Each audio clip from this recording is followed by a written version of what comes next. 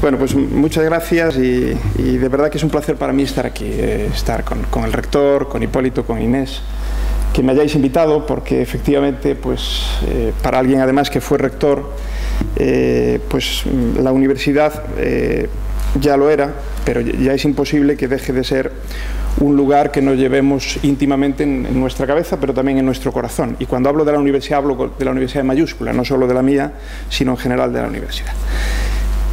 Bien, precisamente, bueno, lo ha dicho bien Hipólito, pero yo quiero insistir un poco en ello. Probablemente les decepcione buena parte de lo que yo diga, porque yo no soy un experto en estos temas, no me dedico a estudiar y a trabajar y a reflexionar de forma profunda en ellos, porque el tiempo que le dedico realmente no es mucho. Es decir, es verdad que es un tema que me preocupa, el tema de la educación, no solo la universitaria, en general de la educación. Procuro leer, lógicamente, cosas, y es un tema que ya solo por ser padre de 2 hijos, uno de ellos empezará la universidad en este curso académico que viene, pues es lógico que sea un tema de absoluta preocupación para mí. Pero no es uno de esos temas a los que he dedicado mi vida, pues, en cuanto a la gestión, en cuanto a la investigación o en cuanto a la parcela docente. Entonces, lo que recojo, lo que he ido recogiendo y lo que he ido reflexionando es, pues, un poco fruto de una experiencia que, si acaso, la parte, digamos, más relevante es que es una experiencia efectivamente muy diversa en responsabilidades ejercidas, sea la investigación, la docencia, la transferencia o desde luego, la responsabilidad de haber sido rector de mi universidad 8 años. Entonces, bueno, si algo que digo es útil, magnífico. Si no, al menos intentaré que pasemos un tiempo agradable, eso sí, que tampoco todo va a ser sufrimientos y la vida ya es muy dura y la vida académica ya ni les cuento. Bueno, yo he puesto un título que al final se resolverá, pero ya muy al final, ¿de acuerdo? Y lo he titulado como Conferencia 2.0, no tengo ni idea de lo que es eso, pero se lo vi una vez a uno y me gustó, me parece que es muy moderno, y como, pues, los académicos tratamos de ser así, pues, muy innovadores y muy creativos, pues venga, Conferencia 2.0 y que sea lo que Dios quiera. Bueno, otro disclaimer, digamos. Voy a hablar de casos, de situaciones, de personas, nunca por su nombre, evidentemente, pero que aluden a personas, y desde luego cualquier parecido con la realidad va a ser mera coincidencia. O sea, esto no tiene nada que ver con nuestro país, con nuestra situación, con quienes nos gobiernan, ni nada de eso, ¿eh? O sea que, no, esto no era eso, era esto lo que quería poner. Entonces, insisto, voy a hablar de situaciones que no se dan, lugares que no existen, personas que no hay, al menos en nuestro entorno, a lo mejor en otros países, ¿no? Y de hecho, recojo aquí una referencia a un interesante estudio, La educación del siglo XXI, de la Fundación de la Innovación Bankinter, que dice: en algunos países, pero cuidado, ya matiza bien, países en vías de desarrollo, es frecuente que la política interfiera en la educación. Es más, añade: la excesiva politización se manifiesta en situaciones como los constantes cambios en el currículum educativo asociado a los cambios de gobierno en países en desarrollo. La presencia de políticos en los comités escolares, la influencia negativa de políticos y miembros de la élite en el contenido a nivel de producción de libros de texto, países en desarrollo, y ahora añado yo, incluso en los muy subdesarrollados, pero ya son los países, digamos, con menos cultura y menos digamos, esfuerzo real en la educación, pues a veces incluso se da que pueden llegar a tener una docena de leyes de educación y universitarias, pues en 40 años, ¿no? Bien, vivimos momentos de cambio en todos los sentidos, eso es indiscutible, pero nuestros jóvenes, yo creo que como nadie, porque a nosotros los cambios a veces los podemos hacer así como un giro de cintura y bueno, los vamos dejando de lado, ¿no? Y nos recomponemos, pero ellos no. Es decir, su giro de cintura tiene que ver con su futuro y por tanto se juegan mucho más que nosotros. Entonces, a mí normalmente me preguntan, de hecho me preguntan mis hijos también, ¿no? Pues mi hijo mayor, ¿qué salidas ofrecen los estudios?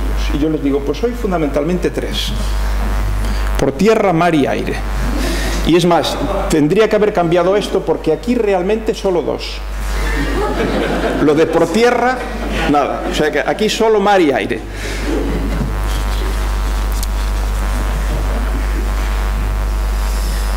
De hecho, cada vez más se plantean si continuar estudiando o empezar a trabajar. Pero lo de continuar estudiando sabemos que es algo que ha provocado un repunte importante, significativo en la matrícula, que estaba decreciendo por cuestiones básicamente demográficas, y ha provocado un repunte en los últimos años. Es lógico, el coste de oportunidad ha bajado enormemente. Estamos hablando de que después de 2 años más de un 40% de nuestros titulados no han encontrado trabajo. Estamos hablando de que se aproxima al 60% de los jóvenes que ni estudian ni trabajan. Y en algunos casos, y esto es bastante significativo, yo el otro día lo vi en una manifestación: ¿estudias o trabajas? No, yo soy española. Bueno, pues esa es la realidad, un poco exagerada, pero es esta.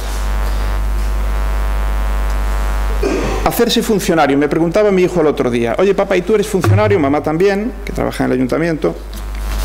Y no vivimos mal, y es verdad, no vivimos mal, sobre todo hoy en día, si nos comparamos con las dramáticas situaciones que por millones se dan en nuestro país. Y yo le decía: pues mira, no es fácil, hijo, es una vida muy sacrificada, hay que pasar a posiciones, esto no es una lotería, pero la verdad es que vivimos muy bien, es cierto. A mí, por ejemplo, a mí, como gallego, a ustedes también, que viven en una isla, seguro que les gusta mucho el marisco. Y a mí sí, me gusta el marisco y yo me lo puedo permitir, porque como dice Gomendio, como ha dicho, se ha invertido mal en la última década subiéndole el sueldo a los profesores. Y es verdad. Nos han subido tanto el sueldo que yo, probablemente, y ustedes, habremos perdido en los últimos 5 o 6 años como el 20-25% de nuestro poder adquisitivo. Entonces yo, que como les digo, me gusta el marisco, y este es un día normal en mi casa. Esto, incluso los lunes por la noche, que no hay plaza, saben que ahí es más difícil encontrar buen pescado, buenas langostas y tal. Pues esto es de un lunes por la noche, sin ir más lejos, y están todos ustedes invitados, cuando quieran pueden venir. Ahora hemos rebajado un poco el nivel, la cosa, como les decía, con los recortes está un poquito apretada, y hemos pasado a la langosta low cost, que es esta. No está mal, ¿eh? Si uno le echa mayonesa y tal, disfraza bastante. ¿Qué tal una gran empresa?, me dijo mi hijo. Porque claro, cuando le empecé con la coña de la langosta y todo esto, no le puse el PowerPoint, ¿eh? que no me hubiese resistido ni un minuto. Pero me dice: oye, una gran empresa, porque a mí esto de la empresa, la vida y tal, los viajes, en fin, sobre todo el sueldo, me decía. Dije: bueno, pues mira, hay un problema con las grandes empresas, y es que efectivamente hace años el discurso generalizado de nuestros padres era primero funcionario. No es que vayas a ganar mucho, pero eso es garantía de por vida, se vive bien y es cómodo sobre todo, ¿no? Fijaros qué discurso, el discurso de la comodidad, de la tranquilidad, una vez que pasas el problema, te pegas el atracón de estudiar, a partir de ahí ya pues es toda una vida donde prácticamente lo que tienes que hacer es ganarte tu sueldo, pero nada más. Bien, si esto no era posible, una gran empresa, bajo la idea errónea de que las grandes empresas son las que aguantan el empleo, son las que resisten cualquier crisis, son las que nunca zozobran, y esto es absolutamente falso, y lo estamos viendo cada vez más. Es decir, las grandes empresas son las grandes destruidoras de empleo. En Estados Unidos, por ejemplo, en los últimos 40 años, y esto es un estudio de la Fundación Kaufman, todo el crecimiento de empleo que se ha producido ha venido de pequeñas y medianas empresas. Es verdad que, y esta es la segunda parte, que en muchos casos la destrucción de sectores enteros industriales, fundamentalmente, por ejemplo, el sector de automoción, ha sido el que ha dado lugar, por regeneración, a las nuevas industrias, pues por ejemplo, en ámbitos complementarios a la producción automovilística. Por tanto, es aquello que Schumpeter llamaba la construcción después de la destrucción, ¿no? Por tanto, el tema este de la gran empresa tampoco funciona mucho. Aún así, hay gente que siente auténtica devoción por las grandes empresas, yo diría que en particular por los bancos.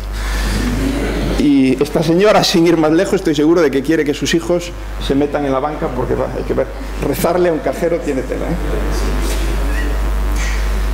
Bueno, ¿cómo ven el futuro nuestros jóvenes? Voy a dejarme así de bromas y voy a ir un poquito más en serio.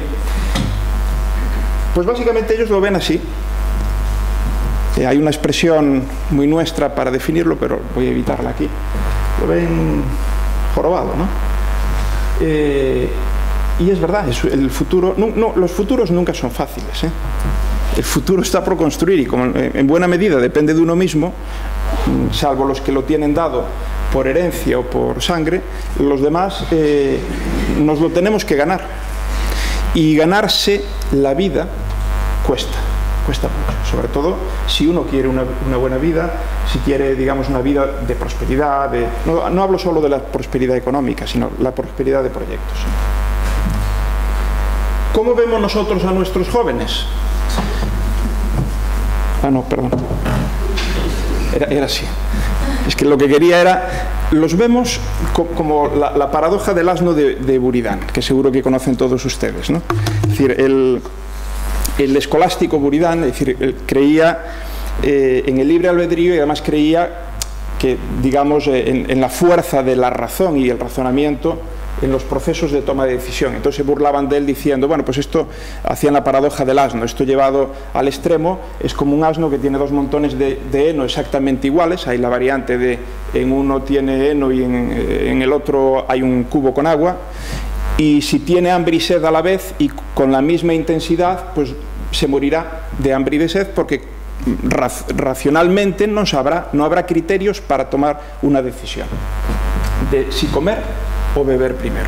Esto nos puede parecer una chorrada, pero yo les puedo decir, y he visto muchos casos de algo parecido en la vida real cuando tenemos a personas que zozobran delante de las dificultades o la falta de criterio a la hora de priorizar. Cuando alguien tiene que gestionar temas complejos y sobre todo cuando se producen muchas situaciones que hay que manejar a la vez y hay que tomar decisiones priorizando en buena medida, hay gente que no sabe hacerlo, no está educada ni preparada. Esto no es una cuestión genética, puede haber algún condicionante genético, pero desde luego es menor, no está preparada para esos procesos y por tanto no digo que se mueran delante de la duda, pero pierden mucho tiempo y toman decisiones absolutamente equivocadas por ello. Creemos que nuestros estudiantes no atienden. Y yo diría que no es lo mismo que no atiendan a que no entiendan. No entender es lo más relevante. Lo que pasa es que no atender es previo a eso. Lógicamente no van a entender nada a lo que no estén dispuestos a atender. Y nuestros estudiantes efectivamente muchas veces no atienden. Esto a mí me recuerda al caso de un señor muy mayor que llevaba 60 años sin faltar ni un solo día a orar delante del muro de las lamentaciones, 6 horas cada día, ni un solo día, ni uno, en 60 años. Entonces una cadena de televisión le hace una entrevista y le dice, oiga, ¿y usted, esto es un caso absolutamente único en el mundo y tal, 60 años ininterrumpidos, ni una enfermedad, 6 horas cada día, ¿cómo se siente? Y dice, pues mire, la verdad, como si hubiera estado hablando con una pared. Y es así. O sea, los hay que, este sí que es 2.0, este habla con el móvil. O sea, pero a veces es cierto que nos creemos que nuestros estudiantes pues son, que nada, que no atienden, no escuchan, no prestan atención, son unos indolentes, solo quieren llamar la atención. Bueno, esta queja, yo esto discuto mucho con mis colegas, ¿no? Porque esto seguro que lo han vivido, esto es de película. 4 o 5 profesores arrimados así a la barra, cafetería, y diciendo, es que no hay nada que hacer. Los estudiantes cada vez son peores. Cada vez son peores. No saben nada. Es que no les interesa nada. Es que les da todo igual. Es que vienen fatal formados. Yo no sé qué les dan, no sé qué hacen con ellos en el instituto. Son de otra pasta. Nosotros no éramos así. Nosotros, ¿tú te acuerdas? Nosotros estudiábamos, nos preocupábamos, venga a trabajar, en fin, ampliábamos los apuntes de clase, etcétera, pero ahora les da todo igual. Bueno, ese discurso, quizás no así en la barra del bar, porque hubo momentos en la historia donde no había bares, o no había barras de bares, pero ese discurso lleva 2000 años con nosotros. Y yo siempre digo, si cada año que pasa nuestros estudiantes son peores, tienen menos capacidad, menos interés, menos formación, y sin embargo lo que sigue esa conversación es, en cambio nosotros, en este caso los profesores, somos cada vez mejores, ¿cómo se compadece una cosa con la otra? ¿Cómo puede ser que de la materia prima cada vez peor, de forma irremediablemente peor, salga un producto después que es cada vez mejor? Pues no puede ser. Yo creo que ahí hay varios problemas. Primero, que la memoria es frágil. Segundo, que lógicamente se compara un colectivo que hay que suponer que eran de los mejores de su promoción, lógicamente si han después hecho una carrera académica, se comparan con los peores a los que están en ese momento dando clase. Con los peores, no digo con la media. O sea, tenemos de algún modo una asimetría de análisis absolutamente dramática. Y yo creo que eso no es bueno, porque nos está creando unos prejuicios y unas barreras de interlocución y de estímulo para la formación de nuestros estudiantes que es realmente muy negativa. Y esto de que son indolentes y solo quieren llamar la atención, porque decimos, mira, este podría ser mi hijo, ¿no? Decimos, tú fíjate cómo va, míralo, si parece que lleve unos pañales en vez de unos pantalones. Y no es así. Porque recientes estudios científicos han demostrado que es que son así ellos. Ha habido una mutación genética que no somos conscientes porque nuestros hijos no se nos enseñan en pelotas y entonces ya no sabemos que ellos tienen ese cuerpo y lógicamente pues han adaptado la ropa como les va. Bueno, pues, hay que adaptarse a ellos. Bueno, siempre se habla de la importancia... Oye, adiós, rector. Yo tengo la hora de Galicia, entonces yo ya me dio un sobresalto en el corazón, pensé que llevaba aquí 1 hora y pico. Me avisáis cuando... siempre se habla de la importancia de lo que se da en el colegio, y esto es indiscutible. Fijaros que nuestros hijos pasan... pues probablemente la mayor parte del tiempo activo de cada día lo pasa en el colegio. Es lógico, y allí están además con sus amigos, sus compañeros de clase, y es lógico que el colegio les influya, el colegio quiere decir el entorno educativo, les influya de un modo tremendo, y por eso siempre decimos la importancia de lo que se da. Pero yo quiero hablar también de la importancia de lo que no se da. Si algo no se da, y cuando hablo de no se da no hablo de contenidos, no hablo de tal materia, no hablo de la asignatura de, sino hablo del método docente, hablo del entorno donde aprenden, hablo de la dinámica de aprendizaje, hablo del... esto no es un tema, yo siempre digo, tenemos que cambiar nuestro modelo educativo, pero no es un problema de cambio de contenidos, que lo hacemos constantemente, es un problema de cambio de cometidos. Ese es el gran reto. Entonces, a mí me preocupa más lo que no se da, y está claro, esto lo dice todo el mundo, lo que no se da después de mayor es un lastre, ahí lo vemos. Lo dice esta señora, tiene razón, no hay cultura del vino porque no se da en el colegio, así nos va. Porque hay otros países mucho más avanzados donde ya introducen desde temprana edad pues las prácticas, incluso prácticas, en fin,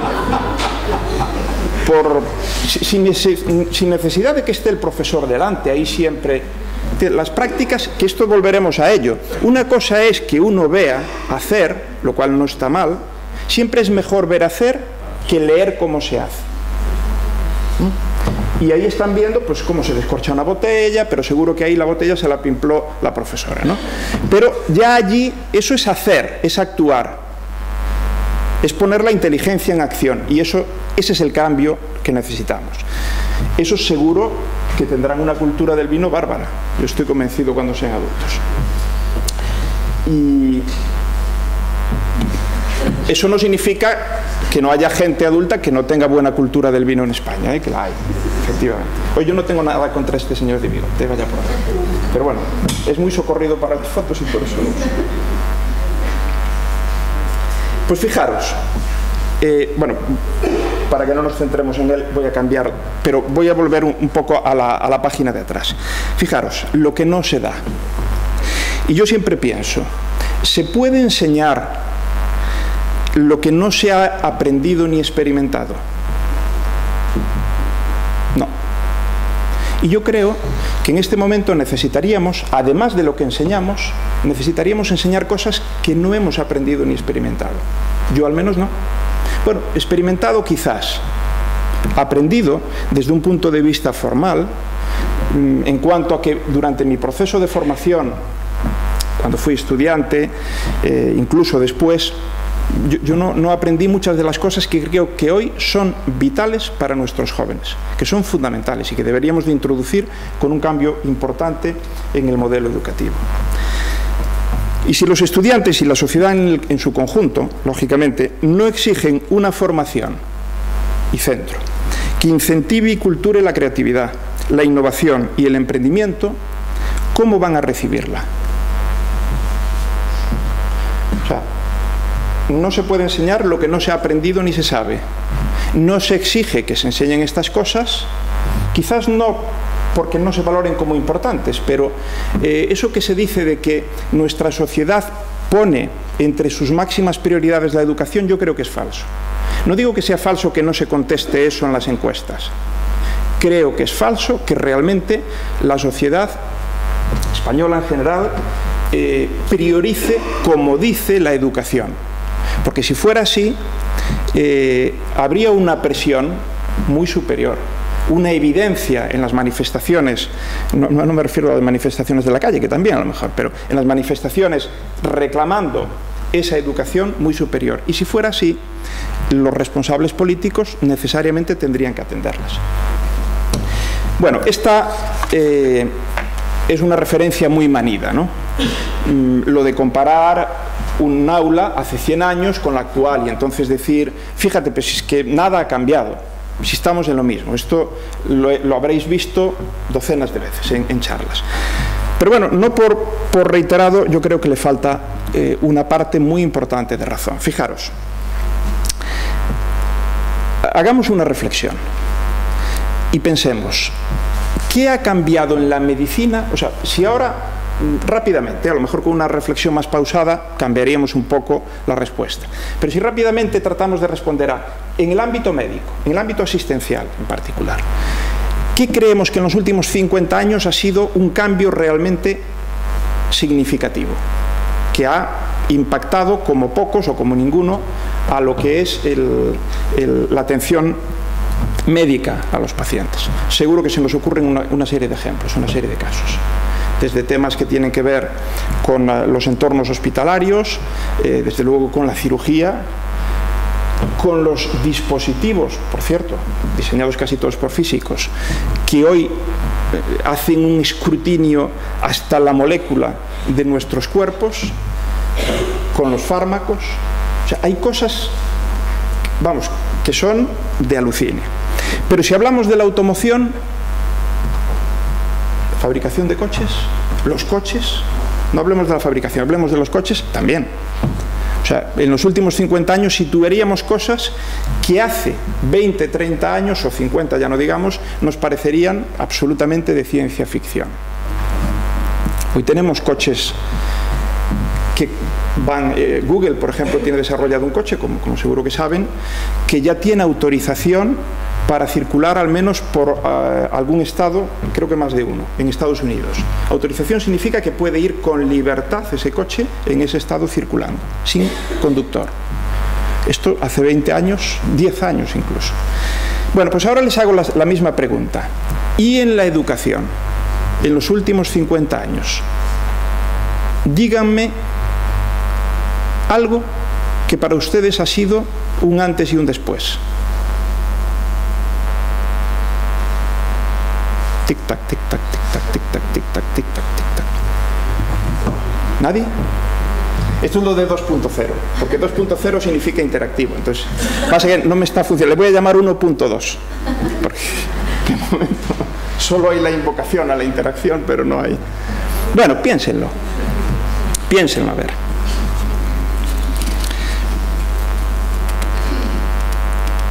Bien, si bien es cierto que no toda innovación ha de ser necesariamente buena, y de hecho un ejemplo muy claro es la crisis financiera es producto de innovaciones, pero innovaciones absolutamente deplorables, las innovaciones financieras, o algunas de ellas, ¿no? Bueno, la inacción, cuando hay claras evidencias de malos resultados, es mucho peor que el cambio. Y yo no puedo entender por qué todos compartimos en cierta medida que los resultados no son los que deseamos, pero es peor, no son los que esperábamos, y es peor, no son los que se corresponden con el nivel de inversión, a pesar de los recortes y a pesar de todo. Hay algo que es indiscutible. Yo no creo que haya muchos ámbitos en el desarrollo de nuestro país que hayan sufrido un proceso de tal incremento de aparente mejora en las distintas variables, hablo de la educación, y que sin embargo el resultado no ha mejorado como sí han mejorado los elementos que en principio son los más importantes dentro de ese proceso. Y hablo de infraestructuras, hablo de medios, hablo de la propia formación del profesorado, hablo de inversión. Si nosotros analizamos los últimos 30 años, es incomparable.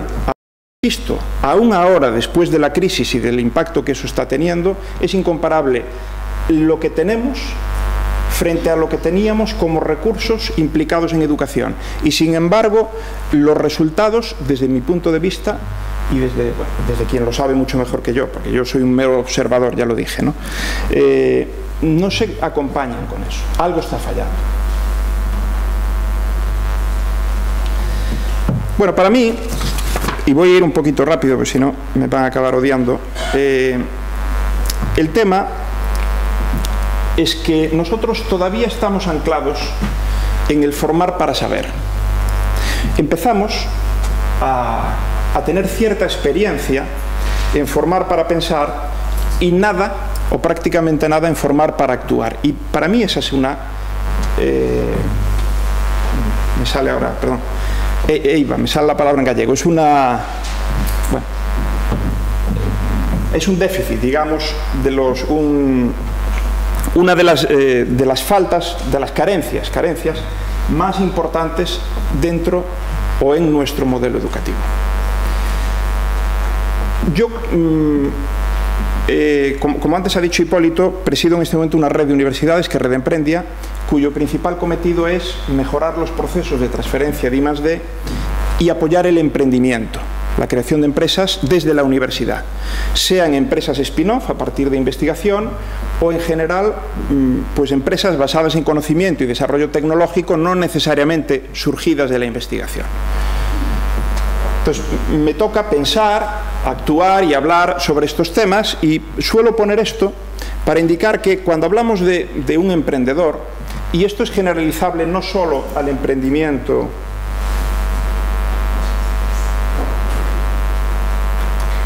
en cuanto a poner en marcha una empresa, sino al intraemprendimiento, al emprendimiento en cuanto a asumir pues, un reto, una meta que exige cierta dificultad.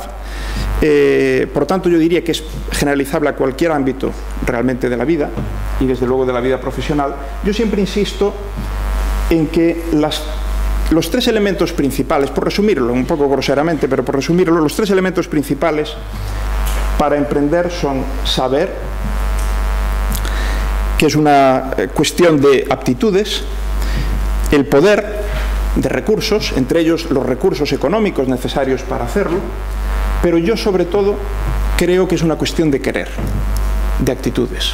O sea, yo digo también que las tres características que para mí son el denominador común de cualquier emprendedor son pasión, persistencia y perspicacia. Y desde luego en la pasión y en la persistencia al menos está el querer, rotundamente. Y nosotros no educamos para querer. No me refiero para el querer de amarnos los unos a los otros, ¿eh? Me refiero al querer actuar. El querer poner nuestra inteligencia en acción, que es la diferencia entre el talento y la inteligencia. Talento es inteligencia en acción, en movimiento. Y a esto iré ahora. Yo suelo hablar, una vez, que creo que hay una universidad que tiene como lema "Atrévete a saber". No recuerdo ahora cuál es. Haré memoria, si después me viene a la cabeza, se lo diré. Atrévete a saber. Que tiene que ver con el conocimiento. Yo, la desgraciadamente fallecida ya Rosalía Mera, a ustedes no les sonará, pero bueno, en Galicia era absolutamente conocida y reconocida, porque esta fue la primera mujer de Amancio Ortega, el principal dueño de Inditex, y de hecho ella fue con él en buena medida el corazón y el cerebro inicial de lo que hoy es ese gran imperio, ¿no? Una mujer tremendamente inteligente, y ella últimamente falleció hace algo menos de un año, me parece. Una vez me la encontré en un aeropuerto y me dijo: me dan un premio no sé qué y voy a dar una charla, y le he titulado "Atrévete a pensar". A mí me gustó. Dije: pues qué bien, qué bonito, atrévete a pensar, ¿no? Que tiene que ver con la creatividad. Pero yo creo que es insuficiente. Atrévete a saber, claro, a pensar también, pero atrévete a actuar, que tiene que ver con el emprendimiento. Y atrévete a juzgar, que tiene que ver con los principios. El juzgar es necesario para distinguir qué saber debemos adquirir. El saber es necesario para pensar con criterio, o sea, con conocimiento de causa, vaya. El pensar es necesario para actuar correctamente. Y el actuar, el querer hacerlo, es imprescindible para cambiar algo, para tener impacto. Si no se actúa, no hay cambios, no hay resultados, no hay impacto. Y yo creo que no educamos para actuar, no lo hacemos.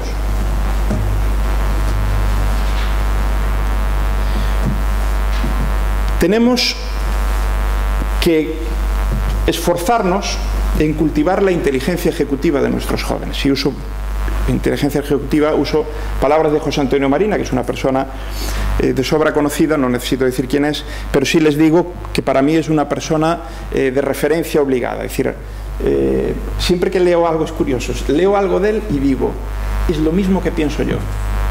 Pero a mí, a lo mejor, o no se me hubiese ocurrido, o yo nunca lo habría dicho tan bien. Entonces, es de esas cosas que refuerzan a uno, porque dice, bueno, pues por lo menos pienso igual que un grande, aunque no sea tan capaz como él de desarrollar todas estas teorías. Bueno, pues la inteligencia ejecutiva, yo soy físico, como les dije antes, y para mí es como la diferencia entre la inteligencia sin más y la inteligencia ejecutiva, que es el talento, es como la diferencia entre la energía potencial y la energía cinética. En un pantano como ese hay mucha energía potencial, pero si simplemente la tenemos embalsada, pues lo que hay es energía potencial, energía que no está produciendo nada, es en potencia, pero no está produciendo nada. Y eso es lo que muchas veces ocurre con lo que le metemos en la cabeza a nuestros jóvenes. Les metemos mucha energía potencial, pero como no les enseñamos a ponerla en movimiento, pues se queda ahí, embalsada. Y como mucho, cuando ya les desborda, ocurre como en las presas, cuando se abre un aliviadero y empieza como ahí. Se dice, es que... Y como venga lluvia ya ni te cuento, va incluso a desbordar por arriba, que es lo que le pasa a algunos.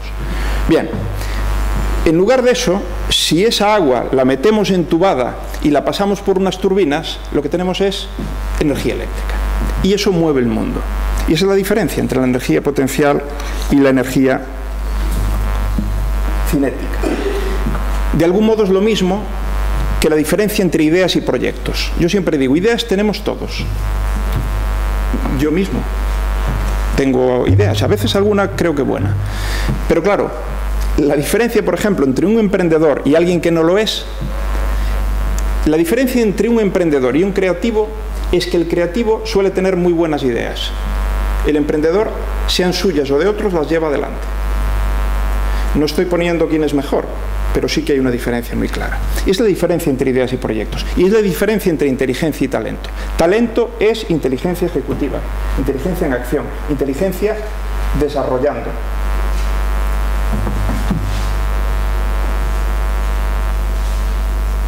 Esto debe ser de lo de la conferencia 2.0. Bueno, ¿se puede mejorar haciendo lo mismo? Pues no mucho. Si hacemos básicamente lo mismo, vamos a tener los mismos resultados. Esto ya lo decía Einstein.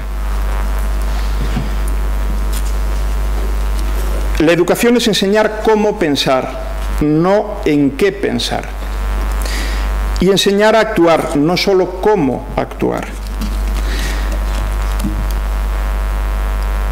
Y ya lo he dicho antes, pero quiero volver a reiterarlo. ¿Qué necesitamos para que se produzca un profundo cambio en nuestro sistema educativo? Pues que la sociedad realmente lo demande. Esto no me cabe duda de que es necesario. Y es seguro, si el docente es bueno, una magnífica lección magistral. Y además, como el pizarrón es descomunal, pues le cabe toda la física de primero en una única pizarra, con lo cual tenemos una visión holística de todo el tema. Pero esto no debe de sustituir a algo que no hacemos y que para mí es tanto o más importante. Acompañando a las lecciones magistrales tiene que haber acciones magistrales. Tenemos necesidad de otras aulas que no son las aulas solo del saber, ni siquiera las aulas del pensar, son las aulas del actuar. Mire, si uno quisiera ser cocinero, imagínense, seguro que hay aquí gente, a ver, que levante la mano cuántos de jóvenes querían ser cocineros, unos buenos restauradores de prestigio internacional. ¡Qué mentirosos! Seguro que ahora, con tanto programa que tenemos en la televisión, mira, hubo una vez una serie en la televisión catalana de veterinarios. Después de esa serie, el número de matrículas en las facultades de veterinaria creció por varios múltiplos. Y ahora va a pasar lo mismo con los cocineros, no lo dude. Entonces, si alguien quiere ser cocinero, ¿dónde le gustaría aprender? ¿Aquí? Pues sentados, muy atentos, viendo, en fin, como en la pizarra o en el PowerPoint, que nos ahorra mucho tiempo, no sé si es mejor, está mal que yo lo diga, que lo estoy usando, pero bueno. Es decir, ese es el lugar, viendo, bueno, imaginando, más bien cómo se hace, es imaginando cómo se hace pues un plato, estudiando lo que otros han hecho. Es aquí que es viendo cómo se hace, es decir, estar, digamos, viendo hacer a otros, o es aquí, que es haciéndolo con otros. Pues sinceramente yo creo que todos elegiríamos allí. Nos parece, no por una cuestión de que es más divertido, se pasa mejor el rato, no, sino por una cuestión de que somos capaces de entender de forma inmediata que ese es el lugar donde estamos seguros que desarrollaríamos todas las capacidades que tenemos, donde aprenderíamos mucho más rápido y mejor, y donde aprenderíamos cosas que van más allá de después poder reproducir una receta con éxito. Y por eso, y haciendo ese símil, que es un poco forzado, yo ya lo entiendo, porque nosotros enseñamos otras cosas y siempre acudimos a eso y decir, no, pues que yo no enseño cocina, yo enseño sistemas operativos o arquitecturas de altas prestaciones, arquitecturas de computación. Entonces, eso tiene que ser en pizarrón, porque ya se sabe, no hay otra forma. Pues no, yo creo que no, yo creo que hay sitio para todo, y lo mismo que hay aulas para saber, y esto puede ser un aula para saber, que es un lugar donde nosotros tenemos esas ventanas a todo el conocimiento del mundo, que es en definitiva Internet, que son las redes. Hay aulas para pensar, y el símil más parecido o mejor para mí son los laboratorios, por ejemplo, donde uno no solo digamos ve hacer, sino que también hace, aunque sea reproduciendo lo que ha visto, y ese poner manos en la masa supone cuestionarse cosas que normalmente en el aula para saber no se cuestionan, o se cuestionan muy pocos. Y aulas para actuar. Sin duda un quirófano lo es. No se nos ocurriría meternos en manos de un cirujano que no haya pasado por las aulas para actuar, y cuanto más tiempo mejor. Si nos dicen que es magnífico porque ha sacado las mejores notas, habiéndose estudiado todos los compendios de cirugía del mundo, yo desde luego no me metería en sus manos, ¿eh? Vaya por delante. Y yo creo que nos falta, sobre todo aquello, nos falta pensar cómo en nuestras disciplinas, en nuestro quehacer docente, en nuestra responsabilidad con nuestros jóvenes, cómo construimos aulas para actuar. Esta puede ser una. Esto es un bonito café que el otro día descubrí en Santiago de Chile, Café de los Emprendedores, me encantó. Le hice una foto y dije, esto, aunque no venga a cuento, lo uso en la próxima charla. Y ahí está. Ya estoy acabando. Les voy a hablar del cubo del aprendizaje.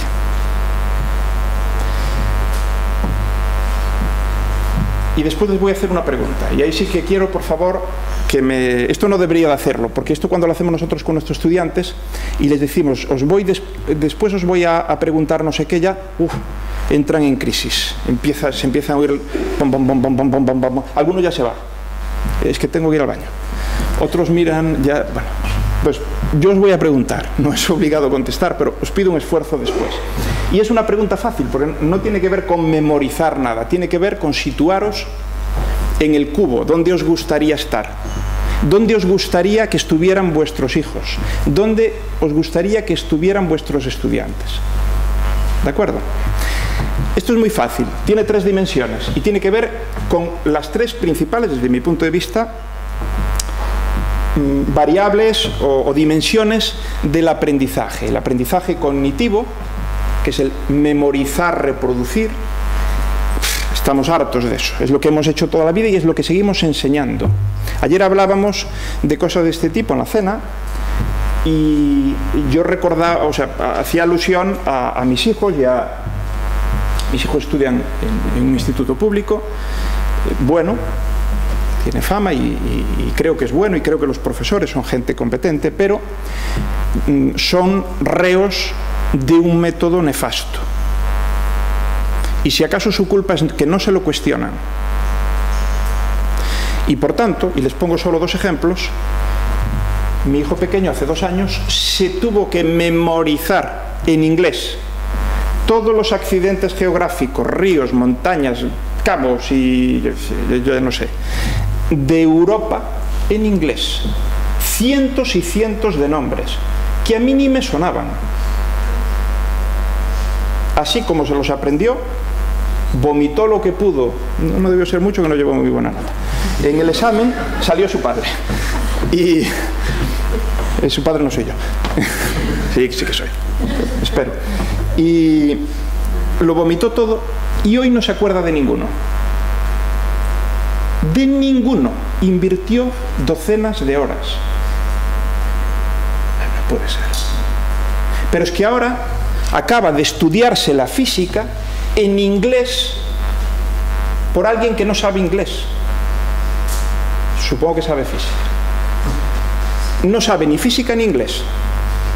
De esa materia no ha sacado nada en limpio. Espero que la apruebe, le dan las notas pasado mañana. Pero fíjense qué triste, espero que la apruebe. Ya he renunciado a que haya sacado algo en limpio de eso. Esto es un drama. Esto es una miseria.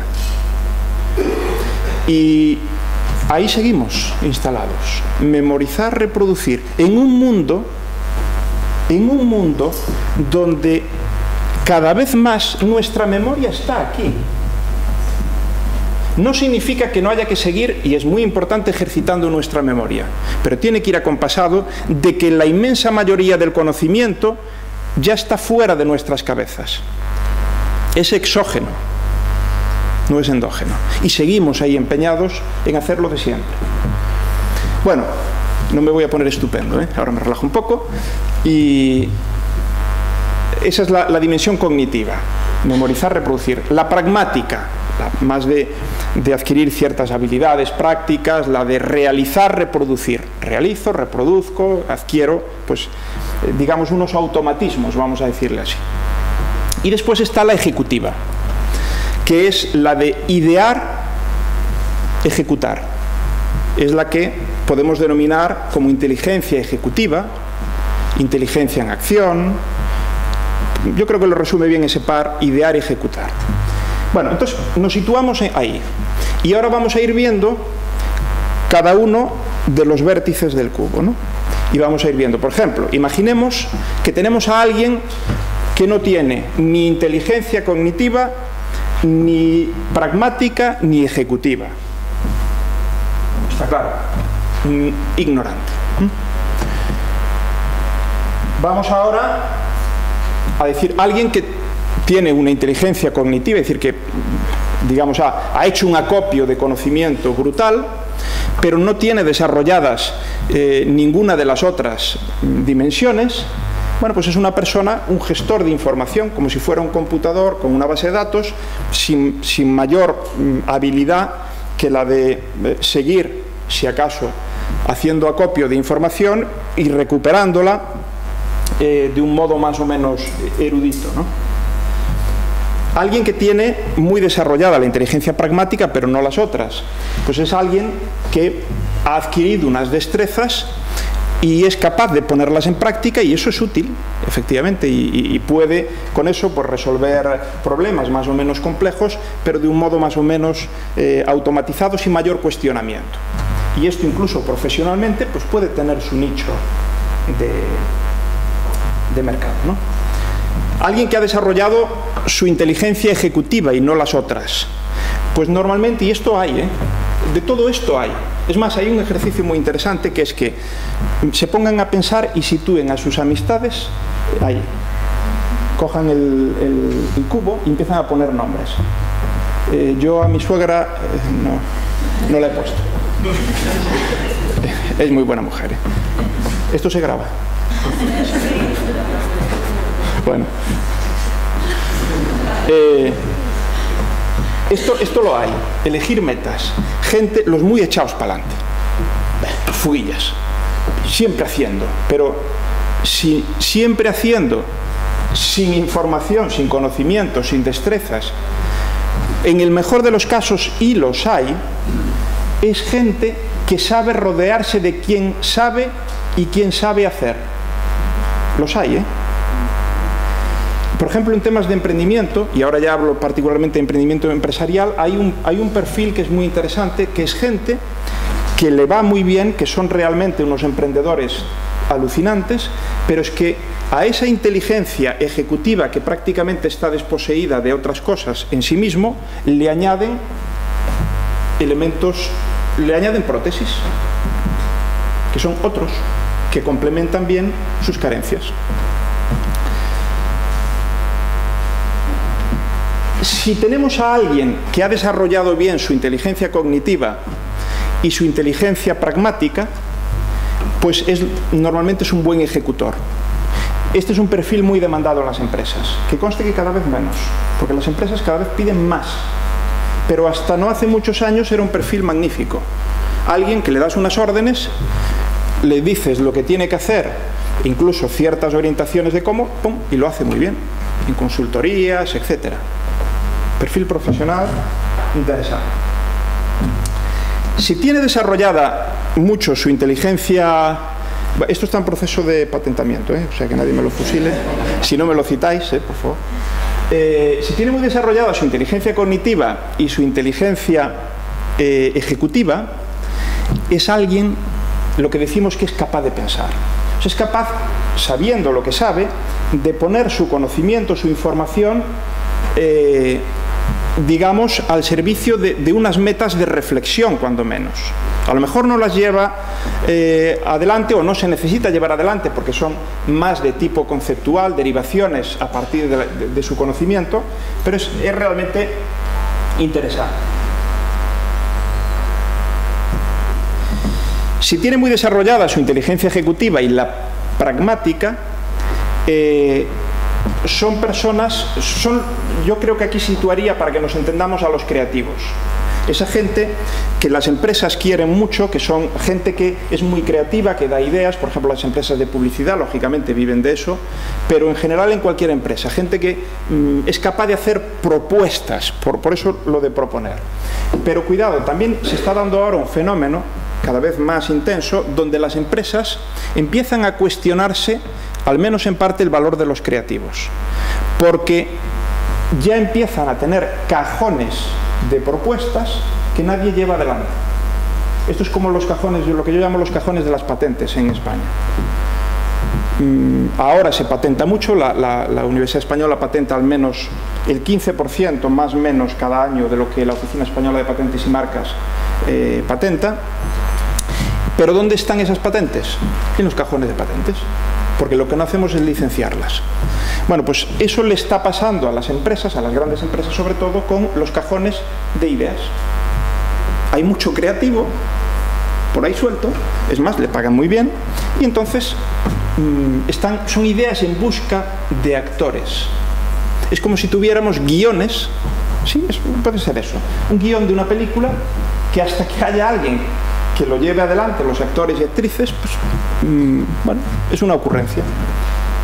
No le quiero quitar valor, pero... Y ahí, si alguien tiene desarrolladas las tres, es una persona, digamos, que se sitúa en el ámbito de la acción, pero de una acción creativa y de una creación por sí mismo.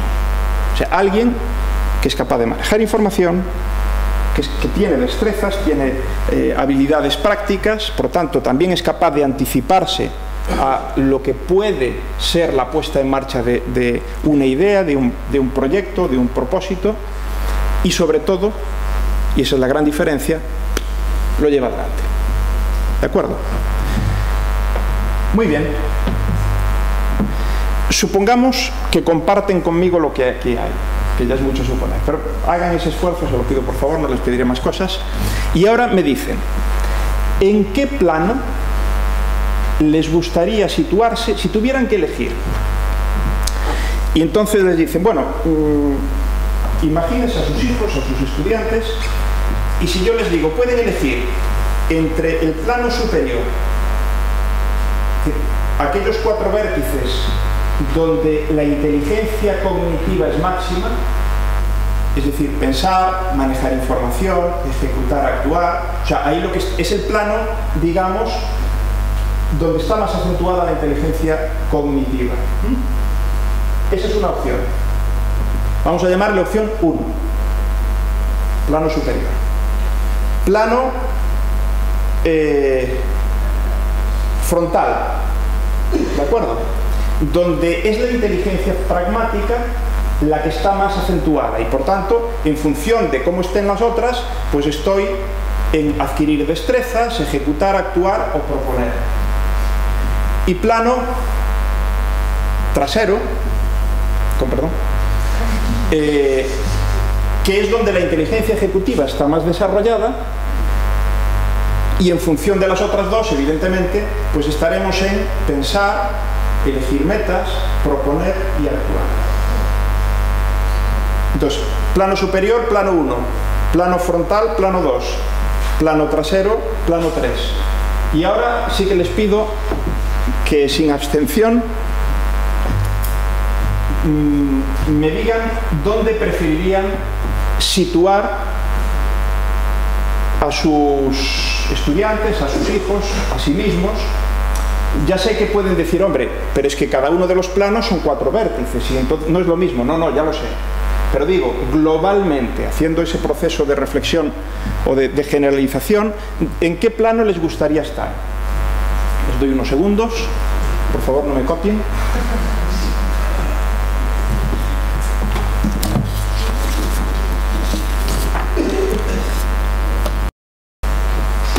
Bien, vamos allá. ¿Quiénes prefieren el 1?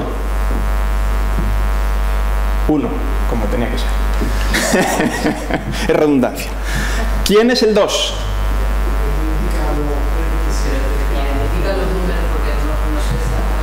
A ver, si tuviera un puntero...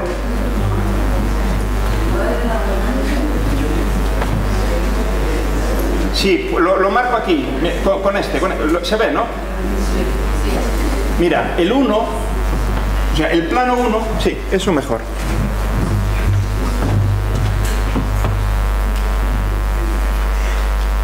No, lo que quiero es algo que pensar.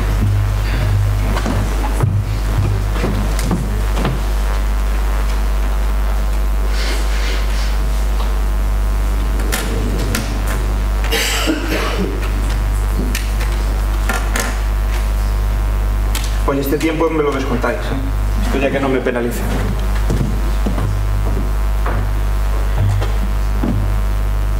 ¿Lo reconoce, se supone, directamente? Ah. Bueno, yo creo que se ve, si os marco así, se ve perfectamente. Plano 1. Sería este vértice, este y este. Fijaros que los 4 tienen que ver con una inteligencia cognitiva desarrollada. Ya después, si solo hay inteligencia cognitiva, estamos en manejar información. Si además hay inteligencia ejecutiva, en pensar. Si hay inteligencia cognitiva y pragmática, en ejecutar. Y si hay las 3, en actuar. Entonces, este sería un posible plano a la hora de situarnos. Es algo así como decir, bueno, al menos si la inteligencia cognitiva está desarrollada, sabemos que vamos a estar en una de esas 4 posiciones. Nos gusta más o menos. ¿Vale? Plano 2. Este. ¿De acuerdo? Que es el plano que se corresponde con puntos, todos ellos con una inteligencia pragmática desarrollada. Y plano 3 es este de atrás. Este punto, este y este. ¿De acuerdo? Esos 4. Que es el que se corresponde con puntos, todos ellos con una inteligencia ejecutiva desarrollada. Ya en función de que además lo estén la pragmática y la cognitiva, pues son distintas posibilidades. ¿De acuerdo? Entonces repetimos. Tienes otra oportunidad. Y el resto también, ¿eh? Vamos a ver si eres una mujer de convicciones. A ver, ¿quién apuesta por el plano 1 como mejor plano entre los 3? Mira, ya tenemos los 3. Muy bien, 3 personas. ¿Quién apuesta por el plano 2? Bueno, 4, perdón. Plano 2. A ver, no bajéis las manos, por favor. 1, 2, 3, 4, 5, 6, 7 u 8, no sé, pero bueno. Plano 3. Esto es lo que yo suponía. Os juro que es la primera vez que lo hago. De hecho, sobre el cubo este, sea una chorrada o no, es la primera vez que lo presento. Lo tenía pensado hace algún tiempo, pero bueno, no por distintas razones. Y entonces dije, voy a hacerlo y voy a experimentarlo, a ver. Y sobre todo, donde me interesa, con gente como vosotros, que sois gente concienciada, gente preocupada por la docencia y por una docencia de calidad, y desde luego que sabéis mucho más que yo de cómo hacerlo. Eso no me cabe duda. Esto no son palabras de queda bien, ¿eh? Me interesa vuestra opinión y por eso lo preparé para hoy. Pero me imaginaba esto. Y fijaros, si es así, si la inmensa mayoría tenéis claro que lo que queréis para vuestros hijos, para vosotros mismos y para vuestros estudiantes, que son como hijos al final, ¿no?, es globalmente el situaros en aquel plano, en el plano 3, ¿qué característica tienen los 4 puntos de ese plano? Pues que lo que claramente está desarrollada es la inteligencia ejecutiva. ¿Y qué ocurre? Que es la que menos cuidamos, entre menos y nada. Como dicen los de Huelva, nada y menos. Es paradójico. Para mí lo es. O sea, para mí lo es, porque esto es un contrasentido. O sea, no se casa lo que pensamos con lo que hacemos. Y yo creo que somos reos, insisto, no es que seamos malos tipos o tipas, ¿no? Yo creo que somos reos de un sistema que no cuestionamos suficientemente. Y lo mismo que hay un cuestionamiento social y político brutal en este momento, que yo particularmente creo que tiene sus elementos positivos, y los tenga o no los tenga, yo creo que íbamos a esperar. No se está dando esto en la educación, y la educación es más importante que la política, porque la política es un subproducto de la educación. Bueno, acabo. Fijaros como ya pensaba yo que iba a ser ese el resultado. De todos modos tenía las otras alternativas ya preparadas, pues yo, como soy informático, esto lo podía haber sobre la marcha corregido. Y ahora viene lo de Funes a Indiana Jones. Seguro que conocéis un delicioso cuento de Borges, que es Funes el Memorioso. Si no lo conocéis, os recomiendo que lo leáis, es muy cortito, seguro que está en la red, y es delicioso. Es un tipo, Funes, Irineo Funes, que tiene un accidente y entonces se pega un golpazo en la cabeza tremendo, y a partir de ese momento lo recuerda todo. Todo. Pero todo significa que memoriza incluso las percepciones sensoriales hasta el mínimo detalle. Y es capaz de reproducir cada día de su vida íntegro. De hecho, dice el cuento, 2 o 3 veces lo hizo, pero cada día le llevó un día. Claro, porque no tenía moviola. Y curioso, dice Borges, sin embargo, sospecho, no era muy capaz de pensar. Pensar es olvidar diferencias, es generalizar, abstraer. En el abarrotado mundo de Funes no había sino detalles, casi inmediatos. Nosotros formamos Funes, o Funeses. Estoy exagerando, pero ese es nuestro modelo. Funes el Memorioso. Mi hijo Darío, yo ya le llamo Darío Funes. Es verdad que como él se olvida de un día para otro, pues bueno, ya os dije que salió el padre. Bien, tenemos el Rodin, que es el clásico, digamos, emblema de lo que es el pensamiento reflexivo, el ir más allá de ser una base de datos que un sumidero de información. Pero a mí lo que me gusta es esto, Indiana Jones. Eso es lo que creo que deberíamos de formar. Deberíamos de pasar del modelo Funes el Memorioso al modelo Indiana Jones. Un tipo, un arqueólogo, con una muy buena formación, pero que no se queda en una formación de erudición, sino que es capaz de fijarse metas, se fija retos realmente muy complicados, pero allá va. Es capaz de resolver situaciones que van cambiando sus planes constantemente. Claro que es una persona capaz de hacer planes, que no actúa de modo irreflexivo, que tiene ciertas habilidades, destrezas dentro del ejercicio de su profesión, y hace planes, y planes sensatos, pero los planes la vida los va disparatando a cada paso. Y es capaz de reconfigurarlos, de resolver situaciones complicadas y de resolverlas no por azar. A veces en la película puede aparecer alguna de esas escenas, ¿no?, donde parece que todo es azaroso y todos los astros se alinean, pero en general, si uno ve la película desde otro punto de vista, pues probablemente es el tipo de persona, desde un punto de vista vivencial y de profesional, que nos gustaría formar. Entonces, de ahí viene el título de la charla, de Funes a Indiana Jones. Y tenía otra transparencia, pero me la voy a saltar porque no aporta nada más y ya es tarde. Y les agradezco que me hayan escuchado. Gracias.